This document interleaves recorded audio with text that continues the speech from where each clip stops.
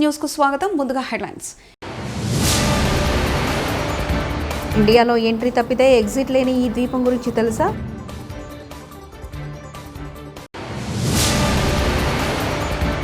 హెచ్యు విద్యార్థులకు కేటీఆర్ భరోసా.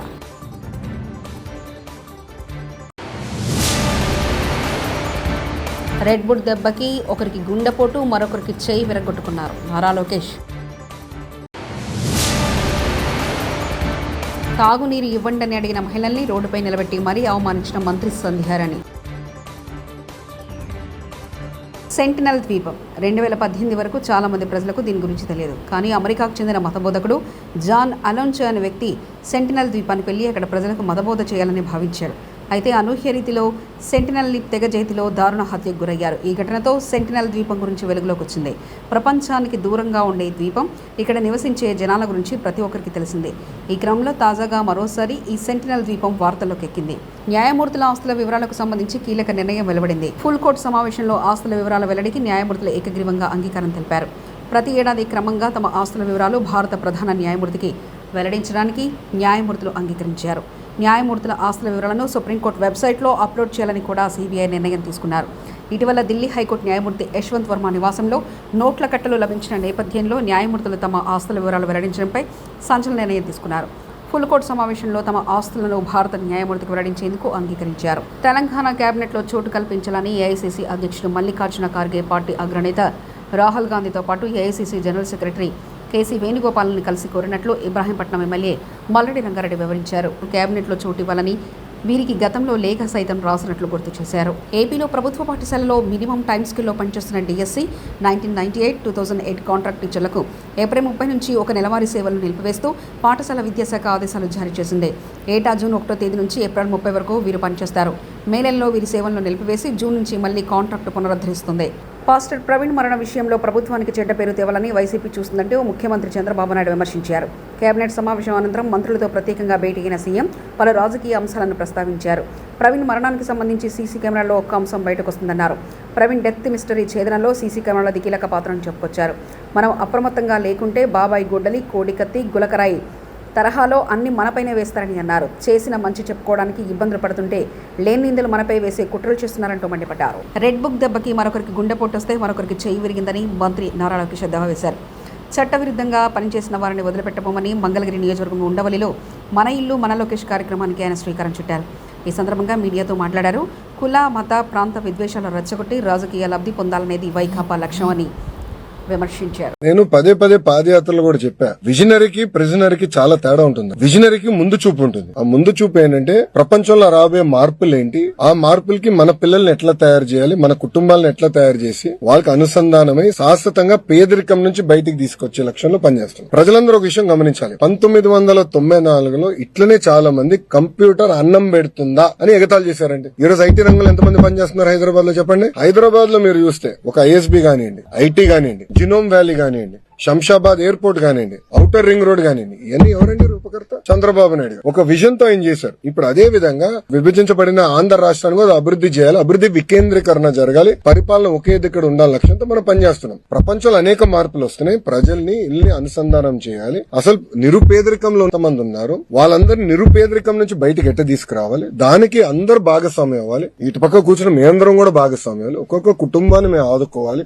కుటుంబాలు ఆదుకోవాలి, గ్రామాలను మేము దత్తకు తీసుకోవాలి. ఆ ఒక్కొక్క కుటుంబానికి ప్రాజెక్ట్ ప్రాక్టీసెస్ ఇచ్చి వాళ్ళు పేదరికం నుంచి శాశ్వతంగా బయటకు తీసుకురావాలనేది ఒక లక్ష్యంగా పెట్టుకున్నాను. ఇప్పుడు ఒక మాట చెప్తున్నా, నాకెందుకు అవకాశం వచ్చింది, నేను ఒక కార్నింగ్ మెల్లో చదువుకునేదానికి, నేను అమెరికాలో పనిచేసేదానికి, ఒక స్టాన్ఫర్డ్ ఎంబీ చేసానికి, నాకు మా కుటుంబ సభ్యులు బాగా చదవాలి, బాగా పనిచేయి, నాకున్న నెట్వర్క్ ద్వారా నేను అందరితో మాట్లాడారే ఏ యూనివర్సిటీకి అప్లై చేస్తే బాగుంటుంది, నాకు వచ్చిన మార్కులు ఇది, నాకు ఎక్కడ అవకాశాలు వస్తాయి. చాలా మంది మెంటర్స్ ఉన్నారు. ఇప్పుడు నారాయణ గారు నాకు టీచర్ ఇంటర్ లో, ప్రొఫెసర్ రాజిరెడ్డి గారు నా మెంటర్ కార్నింగ్ మెల్లో, వాళ్ళందరూ నాకు మెంటరింగ్ చేశారు కనుకనే నేను ఈ రోజు ఈ స్థాయిలో ఉన్నా. అలా చంద్రబాబు నాయుడు గారు ఏంటి P4 విధానంలో మెంటరింగ్ చేయమని కోరుతున్నారు. దానికి ఆయన ఎందుకు కంగారు పడుతున్నారు? ఆయన కూడా మెంటర్ చేయమనండి. అరే సొంత చెల్లికి తల్లికి మెంటర్ చేయలేనోడు ఊకే మాకెందుకు లెక్చర్లు వీక్తాడు. ఇప్పుడు ప్రిజనరీ ఏంటంటే ఎప్పుడు జైలు వైపు చూస్తాడు స్వామి. ఆయన చూపు ఎప్పుడు జైలు వైపు ఉంటుంది. ఆయన చేసిన తప్పులకి జైలు వైపు చూస్తాడు. అందుకే ఈ రోజు చూస్తే ఆయన తిరగలేకపోతున్నాడు ధైర్యంగా. అది ఈ రోజు ఉన్న పరిస్థితి ఆంధ్ర రాష్ట్రం. తిరుపతి జిల్లాలోని శ్రీకాళహస్తీశ్వర ఆలయాన్ని శ్రీనటి పూజా హెగ్డే దర్శించుకున్నారు. కుటుంబ సభ్యులతో ఆమె రాహుకేతు సర్పదోష నివారణ పూజలు చేయించారు. అనంతరం శ్రీ వాయు లింగేశ్వర స్వామి సమేత శ్రీ జ్ఞాన ప్రసూనాంబికా దేవిని దర్శించుకున్నారు. వేద పండితులు పూజా హెగ్డేకు ఆశీర్వచనం చేసి తీర్థప్రసాదాలు అందజేశారు.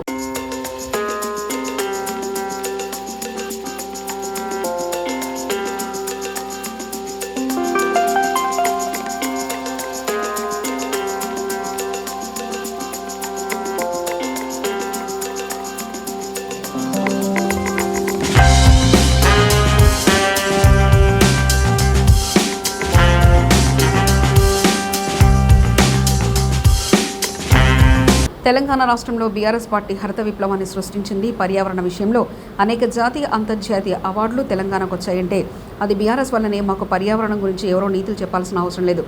హెచ్సియు పిల్లలను గుంటనక్కలంటారా? ఆ పిల్లల్ని మిమ్మల్ని పందికొక్కులు అంటున్నారు. హెచ్సియు భూములు ప్రభుత్వ భూములు అయితే రేవంత్ రెడ్డి దొంగలాగా రాత్రిపూట ఎందుకు పంపుతున్నాడు? శనివారం, ఆదివారం, ఉగాది, రంజాన్ పండుగల కోట్ల సెలవులు చూసుకొని వందల బుల్డోజర్లను పంపారంటూ కేటీఆర్ వ్యాఖ్యానించారు. జాతీయ అంతర్జాతీయ media green revolution mission Kakatiya అనండి, హరితహారం లాంటి కార్యక్రమం నుండి దానివల్ల అద్భుతాలు సృష్టించిన తెలంగాణ అని చెప్పి మరి ఆనాడు జాతీయ అంతర్జాతీయ సంస్థలు రాశాయి. ఇది మీ ప్రభుత్వ రిపోర్టే, మాది కాదు. 7.7% గ్రీన్ కవర్ పెరిగింది కేసీఆర్ గారి ప్రభుత్వంలో అని చెప్పి ఫారెస్ట్ సర్వే ఆఫ్ ఇండియా ఇచ్చిన రిపోర్టు మీ MCRHRD వెబ్సైట్లో ఉంది. ముఖ్యమంత్రి గారు కావాలంటే చూసుకోవచ్చు. 270 కోట్ల మొక్కలు నాటి హరిత విప్లవాన్ని సృష్టించిన ప్రభుత్వం మాది.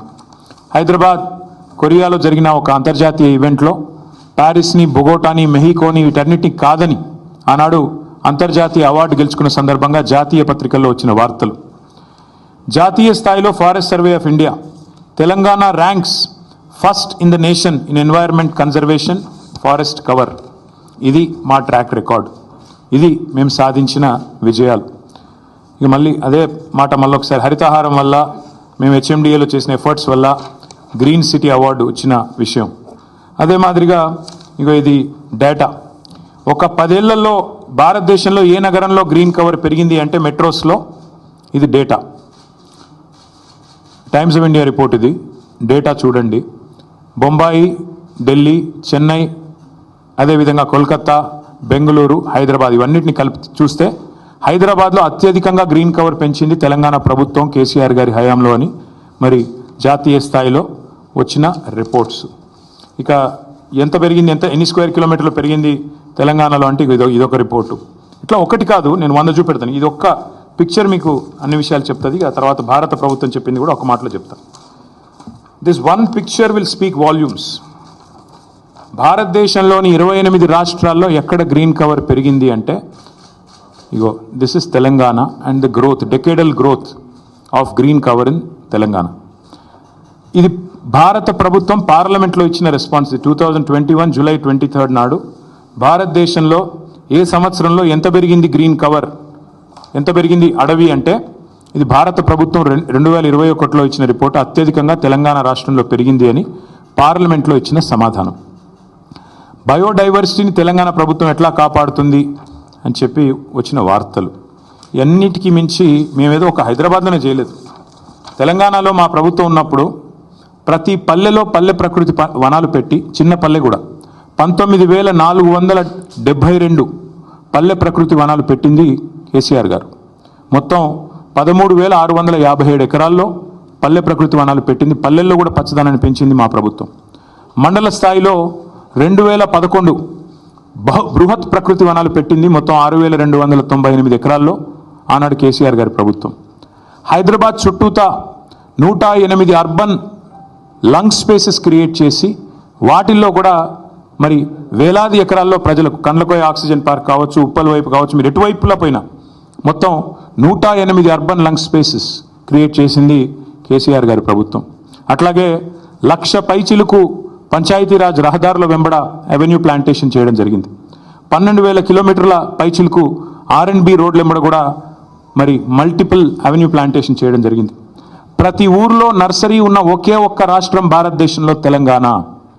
14,864 నర్సరీలు మున్సిపాలిటీలతో కలిపి, హైదరాబాద్తో కలిపి, ప్రతి ఊరితో కలిపితే దాదాపు 15,000 నర్సరీలు ఉన్న ఒకే ఒక్క రాష్ట్రం తెలంగాణ. 270 కోట్ల మొక్కలు పెట్టిన ఒకే ఒక్క రాష్ట్రం Telangana. That is our commitment. మాకేదో కొత్తగా ఈరోజు ఎన్వైరన్మెంట్ గురించి మాకు ఎవరి దగ్గర ఒక కితాబులు అవసరం లేదు. వాగ్బెల్లిపై వైసీపీది మోసపూరిత విధానం. ఎమ్మెల్యే మహమ్మద్ నసీర్ అహ్మద్ మీడియా సమావేశం. ఎన్టీఆర్ భవన్ అమరావతి నుండి ప్రత్యక్ష ప్రసారం. తెలుగుదేశం పార్టీ ఆవిర్భావం నుండి చేస్తున్నటువంటి పరిస్థితులున్నాయి. స్వాతంత్ర భారతదేశంలో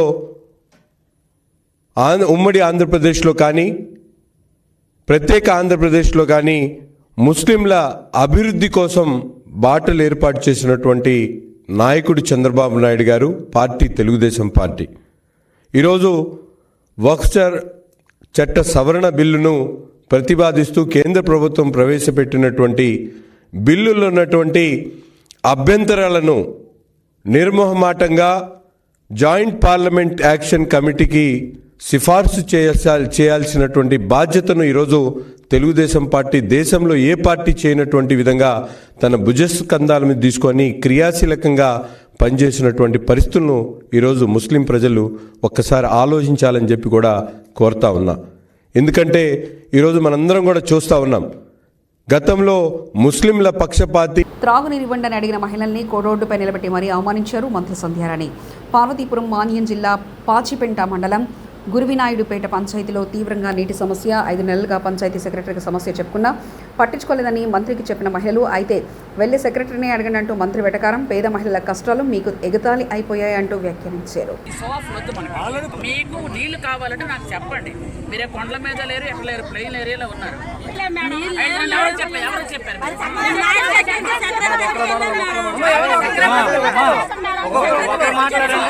సెక్రటరీకి చెప్పారు కదా, సెక్రటరీని అడగండి.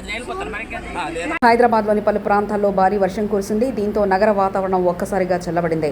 హిమాయత్ నగర్, కోటి, అమీర్పేట్, బోరబండ, జూబ్లీహిల్స్, ఎల్బీనగర్, హైత్ నగర్, మేడ్చల్, విద్యానగర్, కోటి, యాబెట్స్, హైదరాబాద్, సచివాలయం తదితర ప్రాంతాల్లో ఓ మోస్తారు వర్షం కురిసింది. పలుచోట్ల భారీగా ట్రాఫిక్ జామ్ అయింది. రాజ్యాంగ విరుద్ధ ముస్లిం సవరణ బిల్లుకు టీడీపీ మద్దతు ఇవ్వడం దారుణమని మాజీ డిప్యూటీ సీఎం అమ్జద్ బాషా మండిపడ్డారు. వైఎస్ఆర్ జిల్లా కడప క్యాంపు కార్యాలయంలో మీడియాతో మాట్లాడుతూ బిల్లు ఆమోదానికి సహకరించడం ద్వారా చంద్రబాబు ముస్లిం సమాజానికి ద్రోహం చేశారని ఆగ్రహం వ్యక్తం చేశారు. ఎన్నికల్లో ముస్లింలను ఆడుకుని ఇప్పుడు వెన్నుపోటు పొడిచారని ధ్వజమెత్తారు. లోక్సభలో టీడీపీ జనసేన వైఖరితో ముస్లింలను వంచిందన్నారు. మన భారతదేశ ప్రధాని కానివ్వండి, మరి చట్టసభల్లో ఉన్న ప్రతి ఒక్కరు కూడా మరి ఆ రాజ్యాంగం పైన ప్రమాణం చేసి మేము అందరికీ న్యాయం చేస్తాము, ఈ రాజ్యాంగాన్ని అనుసరించి ముందుకు వెళ్తామని చెప్పి ప్రమాణం చేసి ఈరోజు రాజకీయ పదవుల్లో మరి ప్రధానమంత్రి అయితేమి, మంత్రులు అయితేమి, కేంద్ర మంత్రులు అయితేమి, మరి పార్లమెంట్ సభ్యులు అయితేమి అందరు కూడా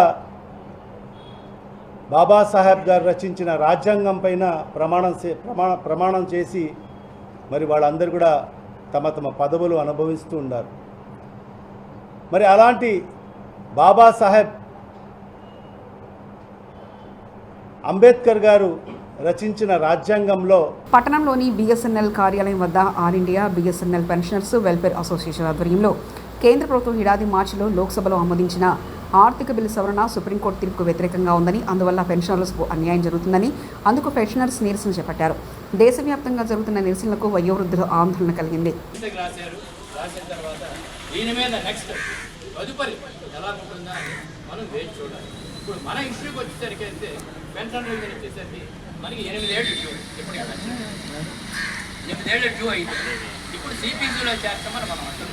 CCPCలో చేర్చమని మనం already made a represent to Shivgopal Mishra, the JCM chairman, to include our pension revision issue in the terms of reference of HCPC.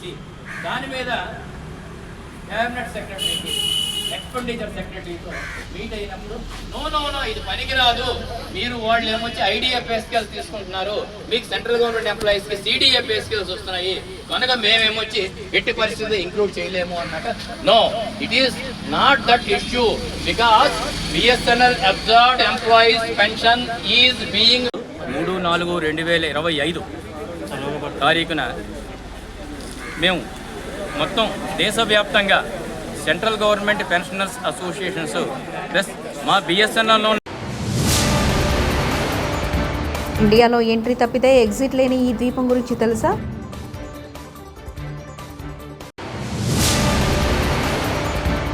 హెచ్యు విద్యార్థులకు కేటీఆర్ భరోసా.